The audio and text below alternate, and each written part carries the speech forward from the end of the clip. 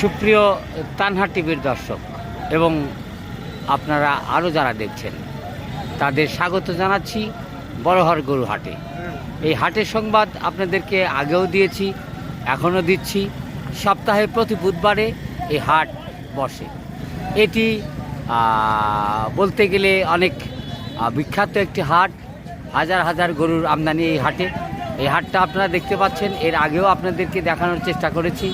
তো ঈদ উপলক্ষে যারা গরু কিনে কোরবানি করতে চান অথবা যেসব ব্যাপারী ভাইরা দূর দূরান্তে নিয়ে গরুগুলো বিক্রি করেন, তারা আমাদের হাটে এসে গরুগুলো কিনে নিয়ে যেতে পারেন। আমাদের হাটের নিরাপত্তার ব্যবস্থা অত্যন্ত চমৎকার। এই যে দেখতে পাচ্ছেন, এই হাটের গ্যাঞ্জামেও জায়গাটা কিন্তু অনেকটা ফ্রি। এই যে আপনারা দেখতে পাচ্ছেন আমাদের ইউনিয়ন পরিষদের কর্মীবৃন্দরা,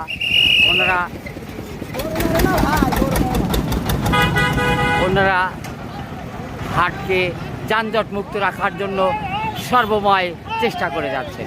এই যে দেখতে পাচ্ছেন আপনারা, এটি একটা নান্দনিক গরুর হাটের প্রবেশদ্বার।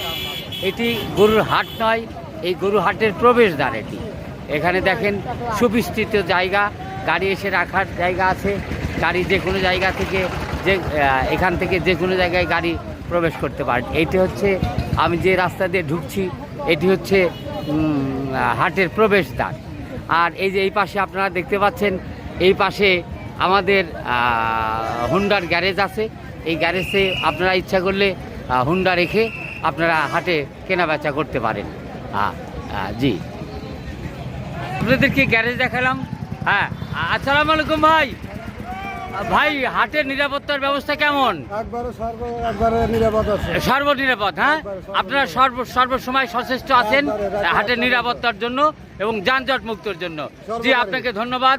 আপনারা হাট শেষ পর্যন্ত থাকবেন। শুনলেন তো বন্ধুরা, এই হাটে আসলে কোনো সমস্যা নেই, সকল নিরাপত্তা ব্যবস্থা আছে। হাটের একজন কর্মীর মুখ থেকে আপনারা শুনলেন। জি, ধন্যবাদ। তো বন্ধুরা, এই দেখুন হাটের প্রবেশদ্বার দিয়ে আমরা হাটের দিকে এগুচ্ছি। এই দেখেন একদম সুবিস্তৃত রাস্তা। এখানে গরু রাখার জন্য সকল বন্দোবস্ত আছে। এই যে দেখুন, গরু কিনে সকল লোকজন গরুগুলো বেঁধে রাখছে। হ্যাঁ, এই যে দেখুন বিভিন্ন ধরনের গরু, হ্যাঁ, হরেক রকমের গরু। হ্যাঁ, এই যে আপনারা দেখতে পাচ্ছেন। হ্যাঁ, এই যে দেখেন কত সুন্দর সুন্দর গরু আমদানি এই হাটে আছে। হ্যাঁ, কাজী যারা গরু কিনে, হ্যাঁ, এটা লাল গরু। হ্যাঁ ভাই, শুনলেন তো এনার কাছে, এটা লাল গরু।